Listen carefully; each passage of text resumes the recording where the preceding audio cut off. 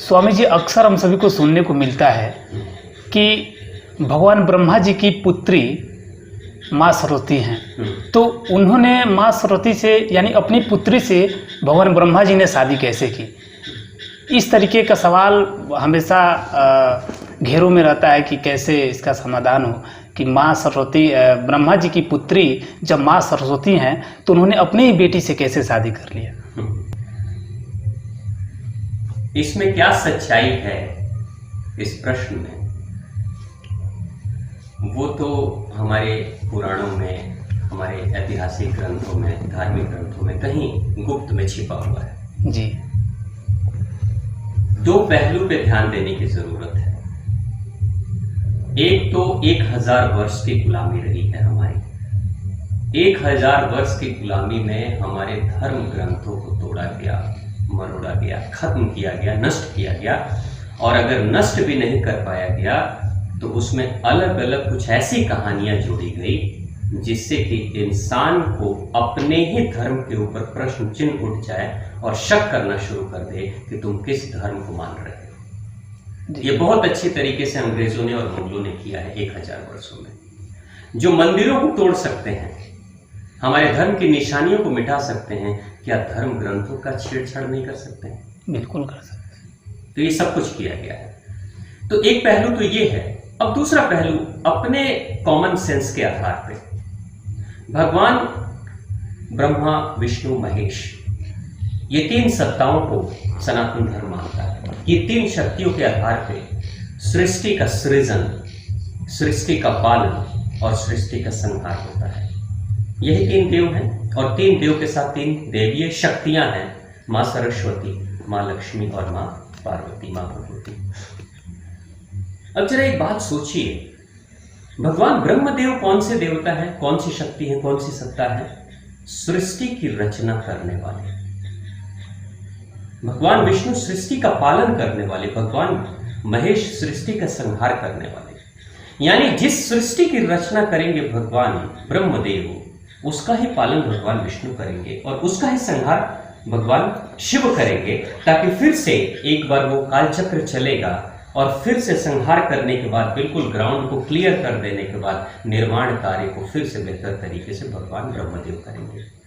Construction का काम जो है, जन्म देने का काम है भगवान ब्रह्मदेव का। यही है ना जी। आपने जो प्रश्न उठाया, जो लोग प्रश्न उठा रहे हैं, ये प्रश्न नहीं है, ये कोई तर्क भी नहीं, ये कुतर्क है, क्योंकि वो कॉमन सेंस का इस्तेमाल नहीं कर रहे हैं अपने। अगर उनके पास थोड़ा भी विवेक होता, कॉमन सेंस होता, तो शायद ये प्रश्न नहीं उठाते। कॉमन सेंस मैं इसलिए कह रहा हूं कि सनातन धर्म में जिस भगवान के ऊपर प्रश्न आप उठा रहे हो, वो सृष्टि की रचना करने वाला है। जब सभी सृष्टि की रचना करने वाला वही है, सभी जीव जंतुओं की रचना करने वाला वही है, स्त्री पुरुष की रचना करने वाला यही है, उसके पास कौन सी गरीबी थी कि दूसरी स्त्री की रचना नहीं कर सकता था? वो बेटी के साथ संबंध बनाने की जरूरत क्या थी? क्या भगवान ब्रह्मदेव के पास शक्ति की कमी हो गई थी?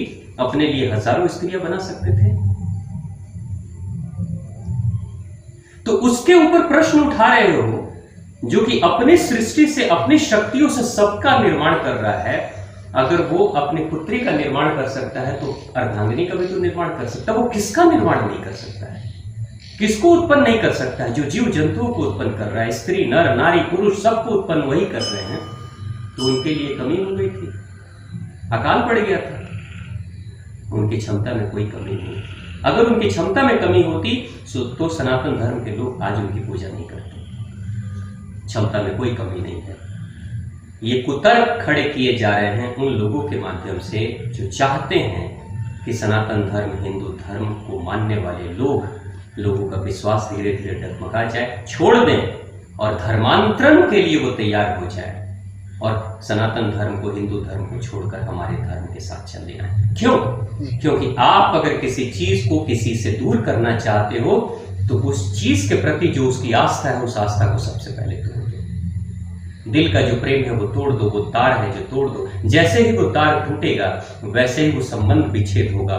उसके प्रति जो आस्था है उसको छोड़ेगा। फिर वो कहेगा इधर छोड़ा तो आगे क्या करूं? तो फिर वो तोड़ने वाला इंसान कहेगा मेरे पास विकल्प है ना, आ जाओ, इसको छोड़ो, इसको पकड़ो। जैसे भारत में एक बड़ी विचित्र घटना घटी थी कि लोग कोयले से दांत मांजते थे। तो विदेशी कंपनियां आई कहती अरे कोयले से दांत मांजते हो, दांत खराब हो जाएंगे, शुद्ध घी खाते हो, कोलेस्ट्रॉल बढ़ जाएगा। तो लोगों ने धीरे धीरे उनकी बातें सुन कर लोगों ने कहा ठीक है, हमने छोड़ दिया, अब मैं क्या करूं, अब बताओ क्या करूं, है ना हमारे पास वनस्पति तेल, है ना हमारे पास टूथपेस्ट। तो अपने अपने टूथपेस्ट को बेचना उन्होंने शुरू कर दिया, अपने अपने वनस्पति तेल को बेचना उन्होंने शुरू कर दिया। और जब आज टूथपेस्ट से बीमारी हो रही है, जब आज वनस्पति तेल से बीमारियां हो रही हैं, तो वो कह रहे हैं हमारे टूथपेस्ट में कोयला है, नमक है, नीम है। वनस्पति तेल को छोड़ो, अब शुद्ध घी पे आ जाओ। ये क्या है? ये कुछ नहीं है। यहां भगवान ब्रह्मदेव के ऊपर प्रश्न नहीं उठ रहा है। भगवान ब्रह्मदेव के नाम पर प्रश्न उठाकर आपके ऊपर प्रश्न उठा रहे। किसको मान रहे हो? किसको मान रहे हो? जो खुद कैरेक्टर वाला नहीं है उसको क्यों मानते हो जी? लेकिन सवाल ये उठता है कि जैसे ही आप इधर से टूटोगे, वो जो विकल्प देंगे वो घोर अत्याचारी अन्यायी का विकल्प देंगे, जिसके दिशा में आप बढ़ोगे। क्योंकि आपने अपना घर तो तोड़ दिया ना, अपना घर तो तोड़ दिया, तो आप किसको मानोगे? जब घर उजड़ गया तो धर्मशाला में रहने के लिए आपको तैयार होना पड़ेगा। मैं एक छोटी सी घटना आपको बताता हूं, कुछ दिन पहले की बात में बता रहा हूं। एक स्त्री, जो हमारे घर की जो माताएं बहनें होती हैं, बड़ी आस्थावान होती है जी। तबीयत खराब हो रही है उसकी। डॉक्टर ने कहा उपवास मत करना, व्रत मत करना, क्योंकि तबीयत खराब हो जाएगी, गैस की प्रॉब्लम, एसिडिटी की प्रॉब्लम हो जाएगी। लेकिन भगवान के प्रति इतनी आस्था, गहरी आस्था है कि वो कहती है कोई बात नहीं, तबीयत खराब हो जाएगी तो तबीयत को सुधारने वाले भी भगवान ही है, भगवान को नहीं छोड़ सकते। जानती है कि मैं व्रत करूंगी तो मेरी तबीयत खराब हो सकती है, लेकिन फिर भी वो व्रत करती है। तबीयत खराब होने को भी झेल लेती है, लेकिन भगवान का साथ नहीं छोड़ती है। तो वैसे ही एक स्त्री जो बहुत पूजा पाठ करती थी, अपने घर में कई सारे देवी देवताओं के फोटो लगाकर पूजा कर रही थी। तो उसके घर में उसके पति के जान पहचान के कोई धर्म वाले आते हैं उसके घर में, और वो जो धर्म वाले हैं वो क्या कहते हैं, अरे ये तस्वीरों में, ये मूर्तियों में भगवान नहीं रहते, भगवान तो निराकार है, निराकार है, निराकार को मानना। ये क्या कर रही हो? अंधविश्वास है ये सब। वो कहती है बचपन से तो मैं इन्हीं की पूजा कर रही हूँ, जो मांगती हूँ सारी मुरादें मेरी पूरी हो जाती, मनोकामना पूर्ण हो जाती है। मुझे तो भगवान के आशीर्वाद से मेरा परिवार चल रहा है, मेरा घर चल रहा है, इसलिए मैं ठीक हूँ, मैं खुश हूँ।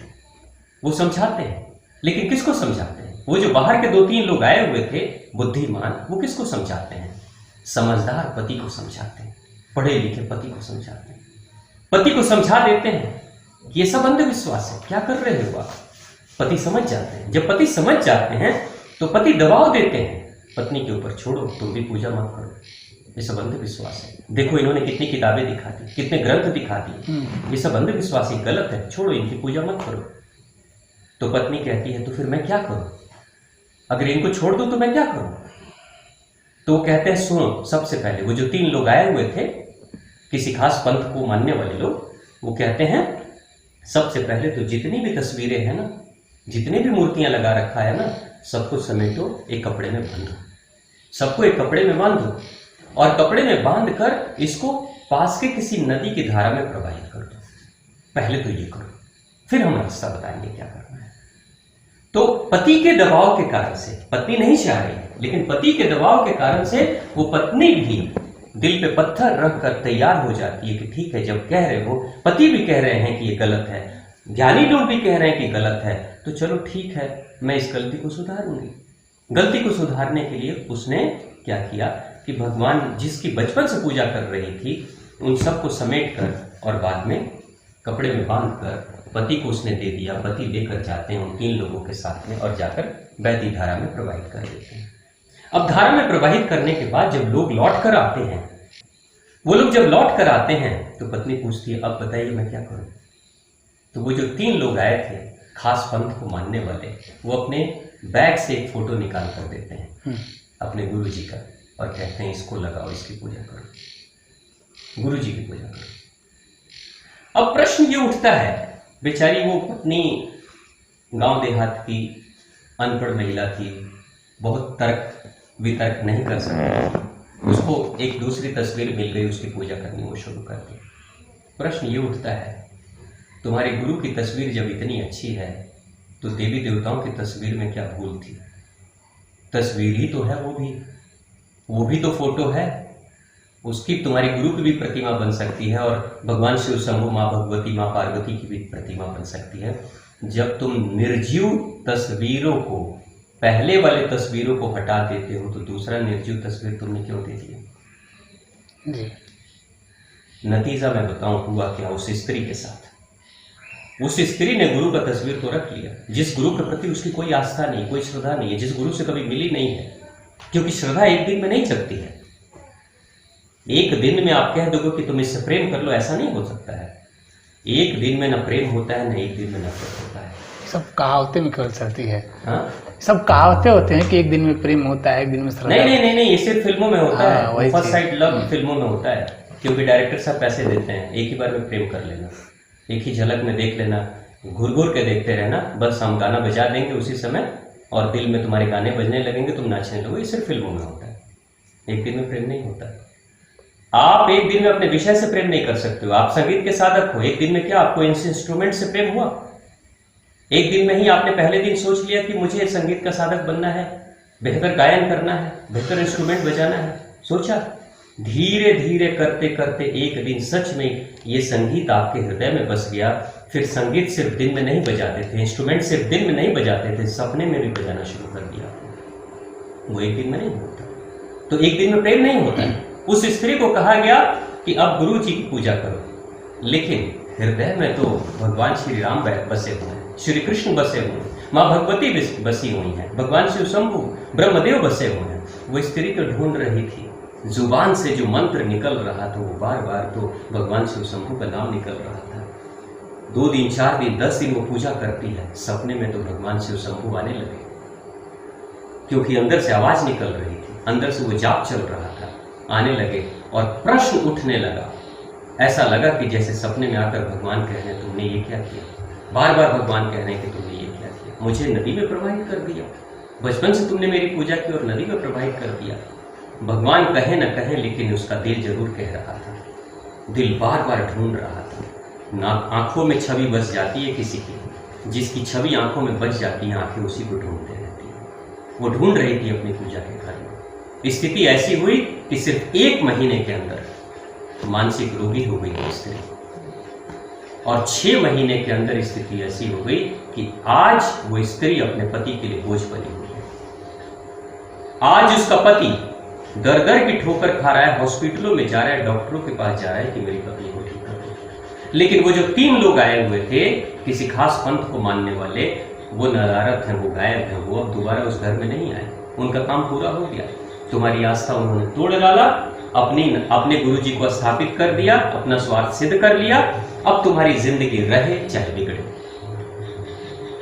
आज वो स्त्री पागल हो गई और उसको देख देख के पति पागल हो चुका है। एक बसा बसाया घर उजड़ गया, सिर्फ 3 लोगों के दिमाग के उस फितूर के कारण से, दिमाग के उल्टी सोच के कारण से।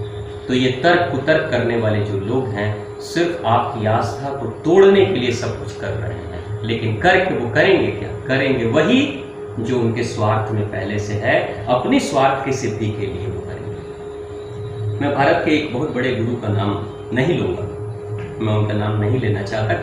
वो भी अक्सर मैंने उनको सुना, उनके प्रवचन को सुना, अब इस धरती पे नहीं है, उनके प्रवचन को मैंने सुना। वो बार बार यही कहते थे, अरे ये मूर्ति पूजा, ये फोटो की पूजा, इसमें क्या है? छापे खाने में ये फोटो तैयार होती है।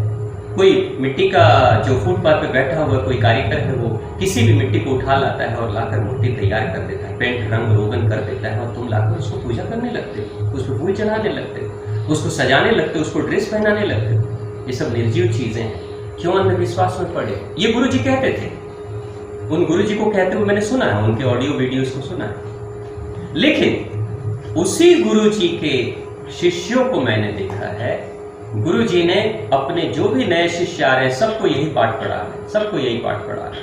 और पढ़ते पढ़ते पाठ जब शिष्य कहते हैं गुरुवर हम छोड़ने के लिए तैयार हैं, मैंने ये भी सुना है कि कुछ लोगों को उन्होंने कहते हुए ये भी कहा था कि देखो, मेरी बात सुनकर, मेरे मार्ग पर चलकर वो अपने घर में रामायण, महाभारत और भगवत गीता की जो किताबें थी वो सब ले जाकर उसने दान कर दिया, छोड़ दिया, वो नहीं पढ़ता है। उस गुरु को कहते हुए मैंने सुना है।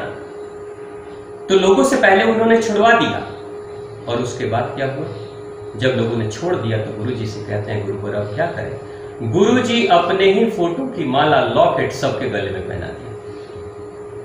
उनके सारे शिष्य आज पूरे विश्व में जहां भी हैं, सब उस गुरु के लॉकेट पहनते हैं और गुरु जी की तस्वीर उस पर है। मैं नाम नहीं लेना चाहता क्योंकि बहुत सम्मानित नाम है, वो भी हमारे परिवार के हैं, इसलिए मैं अपने परिवार के लोगों पे प्रश्न चिन्ह उठाने नहीं चाहता, मगर आपको एक सोच में दे रहा हूं कि हो क्या रहा है। अगर आपकी तस्वीर इतनी प्यारी है तो देवी देवताओं की तस्वीर में क्या हो रही थी? तस्वीर ही जब पकड़ाना था तो उस पुरानी तस्वीर को क्यों छोड़ा? अगर इतनी ही आपके अंदर भाव है तस्वीर की पूजा कराने की, तो कह देता कि जब भगवान शिव शंभू की तुम पूजा कर रहे हो, भगवान राम कृष्ण की पूजा तुम कर रहे हो, माँ भगवती की कर रहे हो, तो मेरी भी तस्वीर लगा दो, इसकी भी पूजा कर लेना। लेकिन उस समय गुरु जी का अहंकार घायल हो रहा था, वो कैसे मान सकते थे? तो गुरु जी ने पहले छुड़वाया और बाद में अपने को ही पकड़ा दिया, अपनी तस्वीर को पकड़ा दिया। तो इस तरह की भ्रांतियां चल रही हैं समाज में, इसमें भटकने की कोई जरूरत नहीं है। भगवान ब्रह्मदेव जहां हैं वो सदा रहेंगे, सृष्टि का निर्माण कर रहे हैं, करते रहेंगे, सम्मान के पात्र हैं तो प्राप्त करते रहेंगे उस सम्मान को, उसमें कोई कमी नहीं है। लेकिन आप मत भटक जाइएगा, क्योंकि ये वही चीज है, शिकारी आएगा, जाल बिछाएगा, भूल से उसमें फंस जाना नहीं। ये फंसाने का तरीका है, धर्मांतरण करने का तरीका है। अलग अलग तर्कों पे ये सब लोग आते हैं और धर्मांतरण करते हैं। सच्चे अर्थों में धर्म तो वो है जो दिल से चलता है। धर्म की जो जड़ें हैं मूल में, वो दिमाग में नहीं है। दिमाग से तो विज्ञान चलता है, धर्म तो दिल से चलता है। तर्क और कुतर्क के बेस पे अगर धर्म को भी नापने तौलने लगोगे तो धर्म नहीं है, वो तर्क वितर्क है। प्रेम तो वो है जिसका संबंध धर्म से है। कहते हैं दिल लगी दीवार से तो बड़ी क्या चीज है। अगर मेरे शिव शंभू से प्रेम हो जाए तो चाहे तुम्हारे तर्क में जो भी परी खूबसूरत आ जाए, कोई फर्क नहीं पड़ता, हमें तो शिव शंभू से प्रेम है। माँ पार्वती को भी तो लोगों ने कहा था, राजमहल के सुख सुविधाओं को छोड़कर क्या उस बनवासी के साथ जा रही हो? वो क्या कहती है, जब उससे दिल लग गया तो वही मेरा सब कुछ है, वही शिव मेरे लिए सब कुछ है। तो फिर उस पर प्रश्न कैसा? तो प्रेम जिससे है, वो प्रेम तस्वीर से हो, फोटो से हो, चाहे कोई पत्थर की पिंडी से हो, प्रेम है ना, बस काफी है, बस उतना ही काफी है धर्म के मार्ग पे चलने के लिए। तो धर्म के मार्ग पे चलकर अगर आपके अंदर प्रेम जग रहा है तो इसका मतलब आप धार्मिक हो, और धर्म के मार्ग पे चलकर भी अगर आपके अंदर प्रेम नहीं जग रहा है, सिर्फ तर्क कुतर्क जग रहा है, तो आप धार्मिक हुए नहीं। चाहे लाख चोले पहन लो, लाख मंत्र जाप कर लो, लाख किसी का नाम ले लो, धार्मिक नहीं। तो प्रेम से बोलिए भगवान शिव शंभू की जय, माँ भगवती की जय, ब्रह्मदेव की जय।